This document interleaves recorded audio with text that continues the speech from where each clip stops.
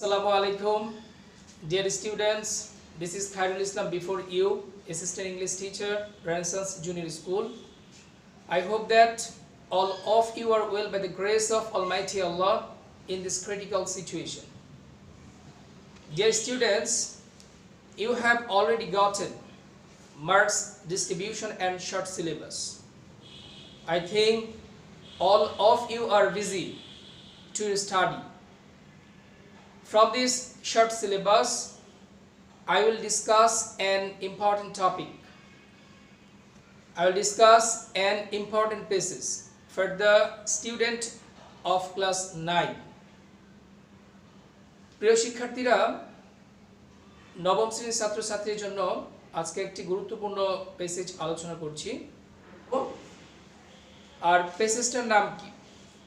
আর প্যাসেজটা হচ্ছে ইউনিট 3 এবং লেসন 3 থেকে নেয়া, international mother language day part 1।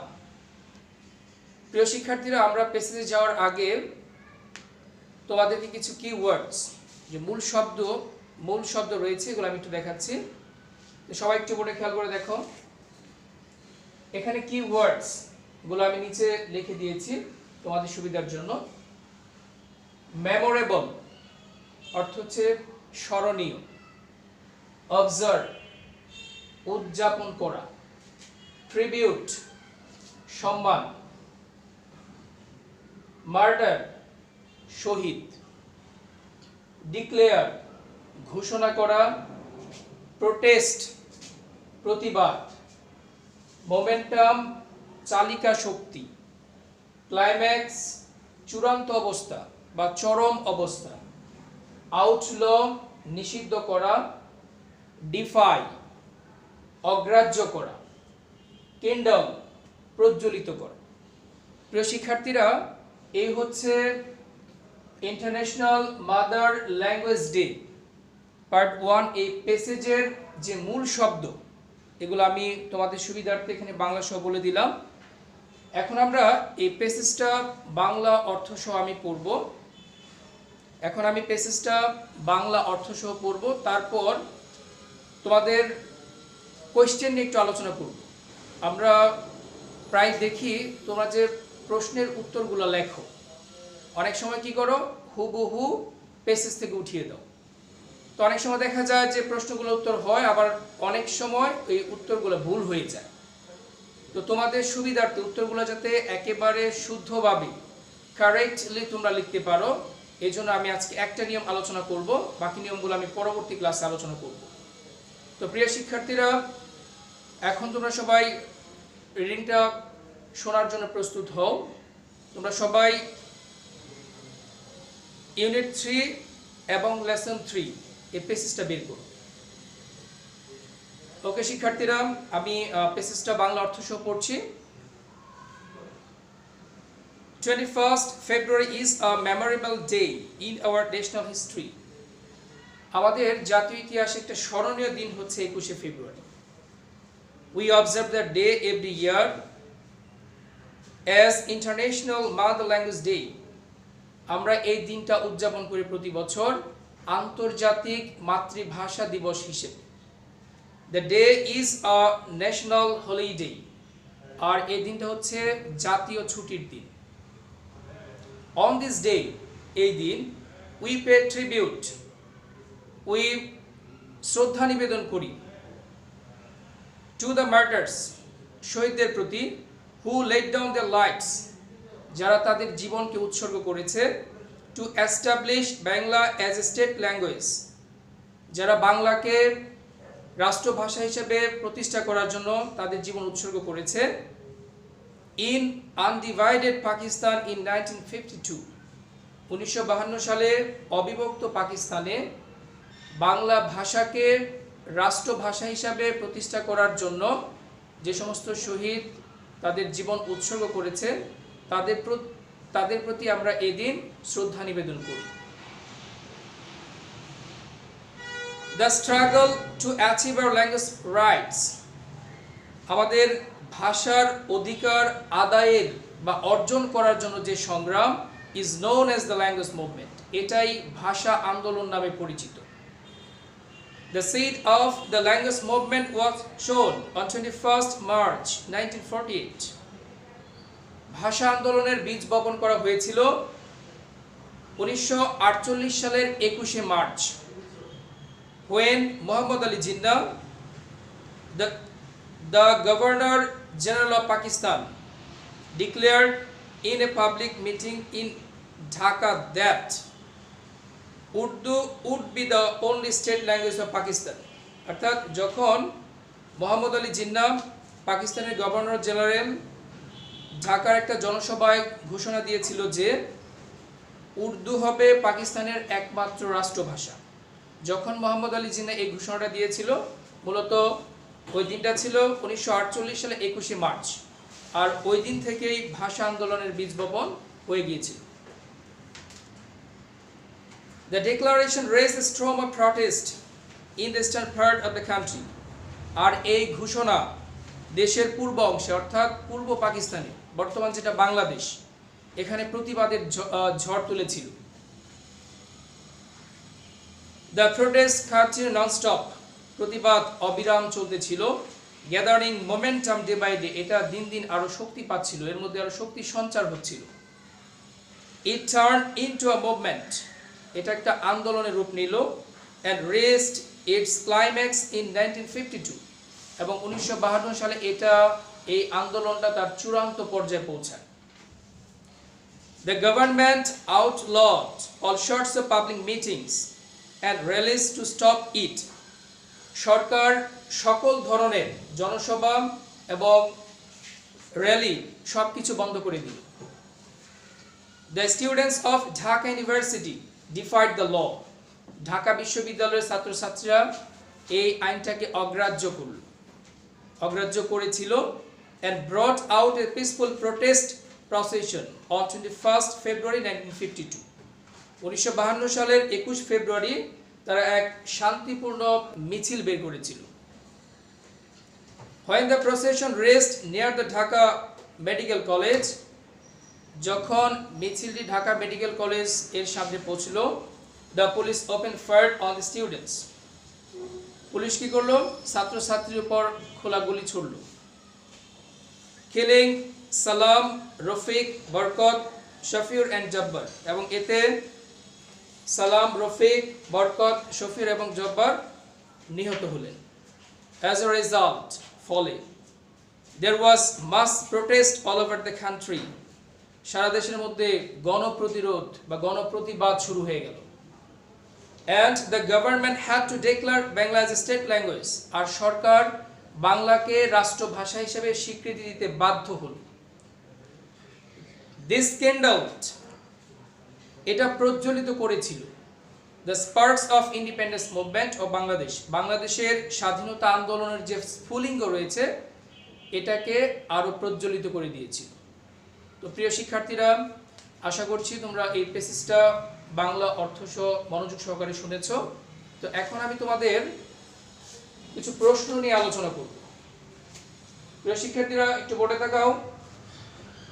কোশ্চেনের অ্যানসার লেখার নিয়ম, এখানে আমি আজকে একটা নিয়ম নিয়ে আলোচনা করছি, তবে এই নিয়মটাই সবচেয়ে বেশি দেখা যায় প্রশ্নের মধ্যে। এছাড়াও আরেকটা নিয়ম রয়েছে, এটা আমি পরবর্তী ক্লাসে আলোচনা করব।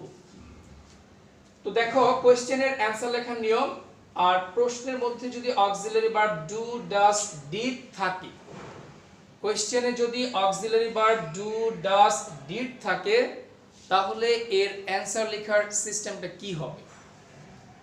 দেখো প্রিয় শিক্ষার্থীরা, এখানে আমি প্রথমে নিয়মটা লিখেছি। 1 নাম্বার কাজ দেখো, সর্বপ্রথম কাজ হচ্ছে তোমাদের সাবজেক্ট লিখতে হবে।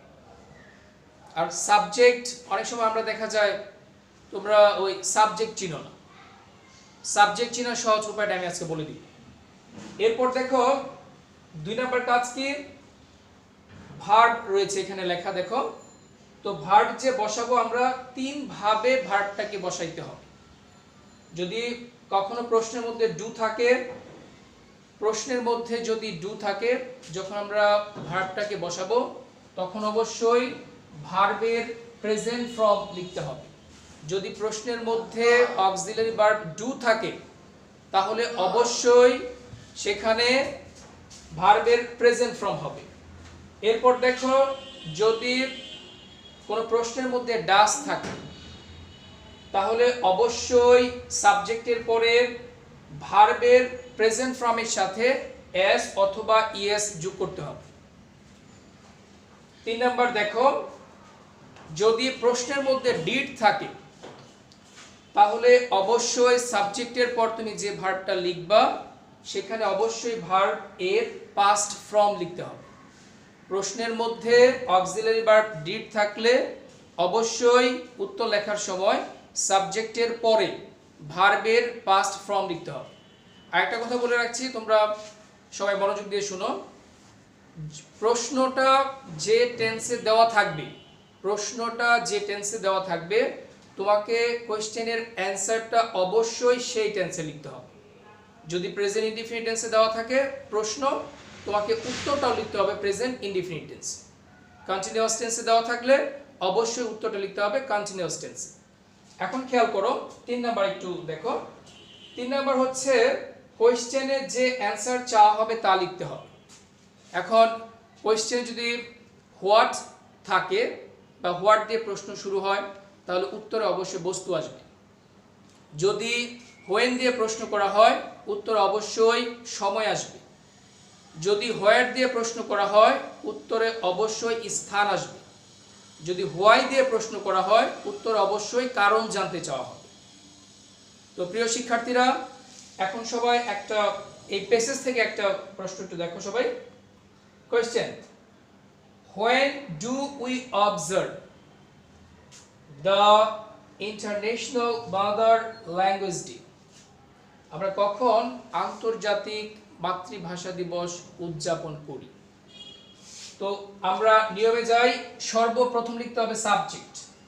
এখানে সাবজেক্ট কোনটা? প্রিয় শিক্ষার্থীরা তোমাদের সাবজেক্ট চিনার একটা সহজ উপায় বলে দেই। এই যে এখানে দেখো ডু হচ্ছে অক্সিলারি ভার্ব এবং এখানে দেখো উই রয়েছে, অর্থাৎ অক্সিলারি ভার্ব এর পরে, এবং আর এখানে অবজার্ভ হচ্ছে মূল ভার্ব। অক্সিলারি ভার্ব এবং মূল ভার্ব এই দুইটার মাঝখানে যে অংশটা থাকবে সেটা হচ্ছে সাবজেক্ট। তাহলে এখানে আমি প্রথম যখন এই প্রশ্নের উত্তরটা লিখতে যাব প্রথম লিখব সাবজেক্ট। তাহলে এখানে সাবজেক্ট কোনটা? উই। আমি লিখলাম উই। এরপর দেখো 2 নাম্বার রয়েছে ভার্ব। এখন এখানে প্রশ্নের মধ্যে রয়েছে আবার ডু। তাহলে যখন আমি ভার্ব লিখব অবশ্যই আমি এই যে প্রথম যে লাইনটা লিখেছি সেটা অনুসরণ করব। তাহলে কি লেখা আছে এখানে? ডু থাকলে ভার্ব এর প্রেজেন্ট ফর্ম। তাহলে এখানে সাবজেক্ট হচ্ছে উই আর এখানে মূল ভার্ব কোনটা? এখানে মূল ভার্ব হচ্ছে অবজার্ভ। তাহলে আমি প্রেজেন্ট ফর্ম লিখলাম অবজার্ভিং। We observe. তারপর দেখো ডাজ এবং ডিড যেহেতু এখানে নাই এটা আমরা আর আলোচনা করছি না। এরপর 3 নাম্বার দেখো, কোশ্চেনে যে অ্যানসার চাওয়া হবে তা লিখতে হবে। তো এখানে কি চাওয়া হয়েছে দেখো, when, সময় চাওয়া হয়েছে। তাহলে আমরা এই এখন যে উত্তরটা লিখব আমরা সময়টা লিখব।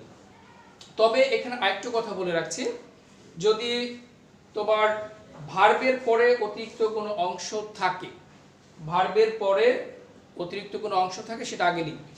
We observe the international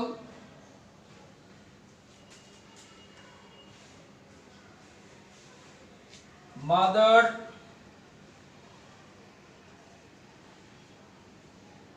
language day লিখলাম। এখন আমি লিখব when দিয়ে যেহেতু প্রশ্ন করা হয়েছে অবশ্যই একটা সময় উল্লেখ করতে হবে। তো আমরা প্রিয় শিক্ষার্থী আমরা আন্তর্জাতিক মাতৃভাষা দিবস, প্রিয় শিক্ষার্থীরা আমরা আন্তর্জাতিক মাতৃভাষা দিবস উদযাপন করি কখন? অবশ্যই 21শে ফেব্রুয়ারি। তাহলে আমরা এখানে লিখব we observe the international mother language day on 21st February। তাহলে আমাদের প্রথম প্রশ্নের উত্তর লেখা শেষ। তাহলে যখন কোনো প্রশ্নের মধ্যে ডু থাকবে অবশ্যই আমি যেভাবে বলেছি সেভাবে অনুসরণ করব। প্রিয় শিক্ষার্থীরা, তোমাদেরকে আমি আরেকটা প্রশ্ন দেখাচ্ছি, দেখো।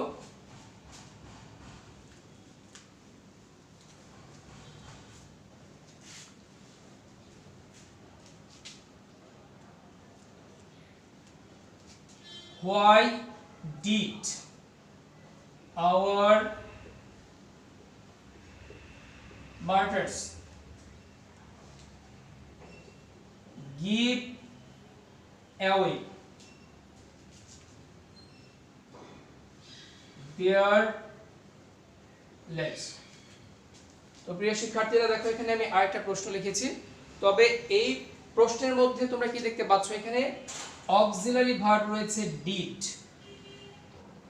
ডিড যুক্ত প্রশ্নের উত্তর দেওয়ার সময় আমরা যে কাজটা করব, সর্বপ্রথম খুঁজে বের করব আমরা সাবজেক্ট। এখানে সাবজেক্ট কোনটা দেখো, এখানে আছে ডিড হচ্ছে অক্সিলারি ভার্ব, আর এখানে মূল ভার্ব হচ্ছে গিভ। অক্সিলারি ভার্ব এবং মূল ভার্ব এই দুইটার মাঝখানে যেটা, সেটা হচ্ছে সাবজেক্ট। তাহলে সর্বপ্রথম আমি লিখব সাবজেক্ট। সাবজেক্ট কি? Our martyrs.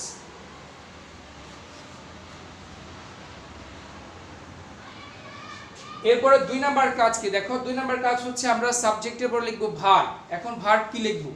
যেহেতু প্রশ্নের মধ্যে অক্সিলারি ভার্ব ডিড রয়েছে, এক্ষেত্রে আমরা এই ভার্বের যে নিয়মটা চেঞ্জ করতে হয় সেখানে খেয়াল করো সবাই।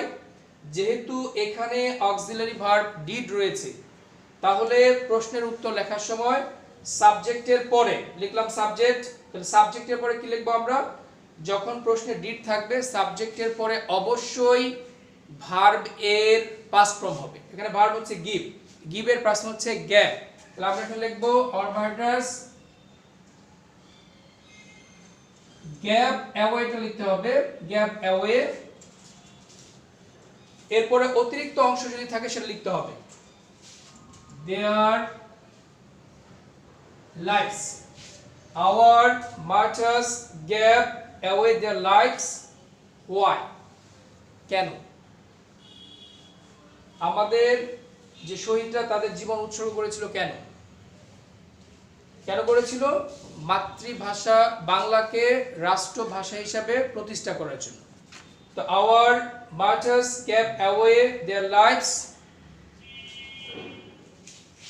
to establish Bangla as a state language। ভালো থাকো এবং stay safe at home।